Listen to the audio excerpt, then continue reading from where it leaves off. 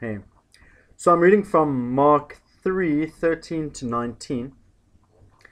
Jesus went up on a mountainside and called to him those he wanted, and they came to him.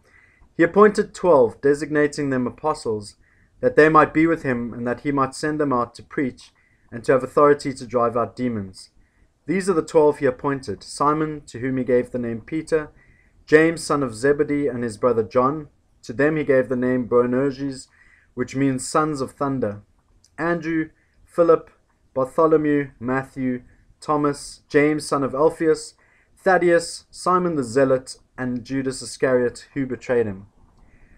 Now, there's a lot of interest. It feels like a bit of a random passage, just like Jesus naming these 12 disciples.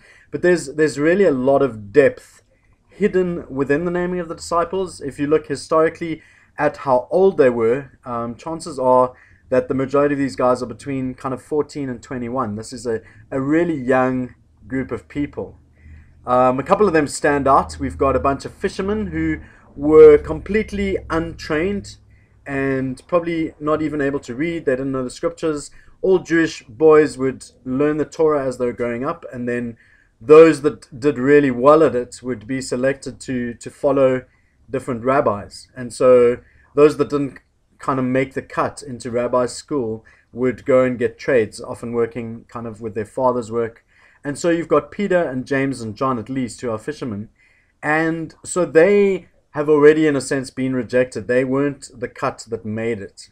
And so Jesus choosing them to follow him is probably quite a big deal for them. It's a big deal for their families. And it wasn't the norm. It was, once again, the kingdom coming in and turning everything up on its head.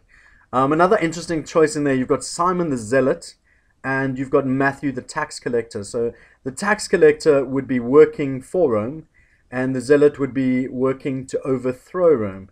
And I always imagine this. I mean, there's no kind of data to show that it's true, but I imagine that when Jesus would send out his disciples two by two, that Matthew and Simon the Zealot would get put together, because I'm sure Jesus thought, you guys are going to have a lot to talk about.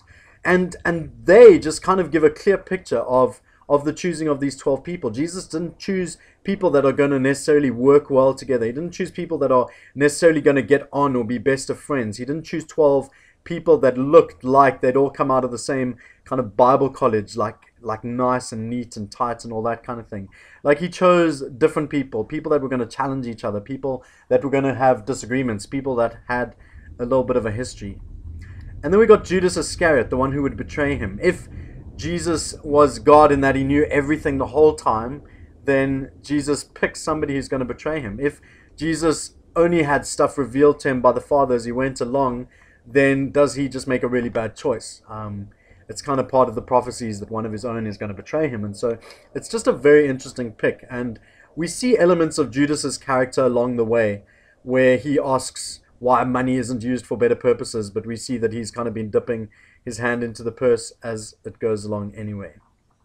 Now, what's interesting with these 12 disciples is if we bring it to modern day times, and if any of these, maybe you've seen the email where the 12 disciples are applying for a leadership job at the church, and kind of each one is being rejected for different reasons.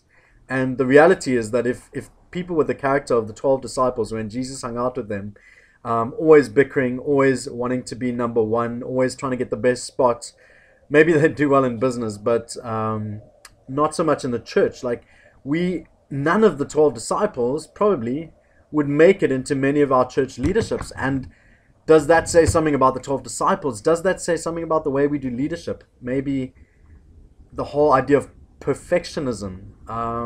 Maybe that's not so much a Jesus idea. We talk about a lot in worship. We've got to give our best for God and all that kind of thing. And yet Jesus chose a bunch of candidates that weren't the best for the job.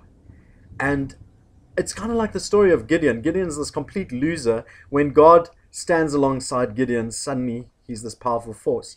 12 disciples, really losers. When the Holy Spirit comes upon them, Peter, uneducated fisherman, gets up, and we'll see it in the book of Acts, and he preaches a message, and 3,000 people get saved.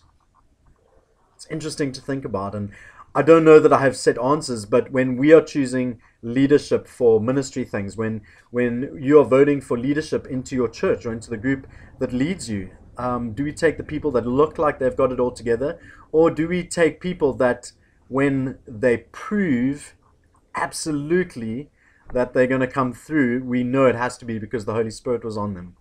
How many second chances do we give? There's a lot of questions to ask, but it's a really interesting passage to think a little bit more about in our slick business-like churches that we kind of tend towards sometimes.